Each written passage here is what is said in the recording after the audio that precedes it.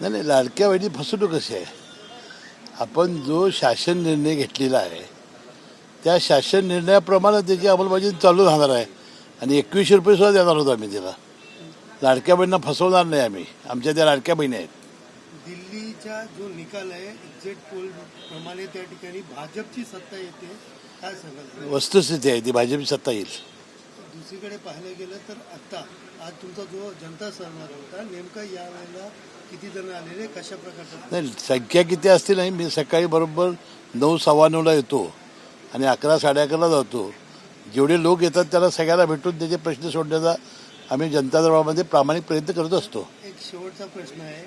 पालकमंत्री गणेश नाईक यांनी उपमुख्यमंत्री एकनाथ शिंदे यांच्या बाले किल्ल्यामध्ये जनता दरबार घेतलेला आहे आणि कुठलाही मंत्री महायुतीचा कुठेही जनता दरबार घेऊ शकतात असं म्हणतात. नाही, ठीक आहे ना. त्यांनी त्याच्यासाठी कुणी जिल्ह्यामध्ये घ्यावं जनता दरबार.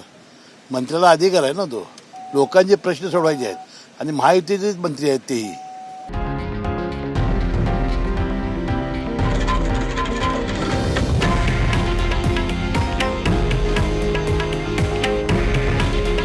हे आहे देशातील नंबर 1 न्यूज नेटवर्क आणि आपण पाहत आहात TV9 मराठी. काळजी तुमची, हित महाराष्ट्राचं.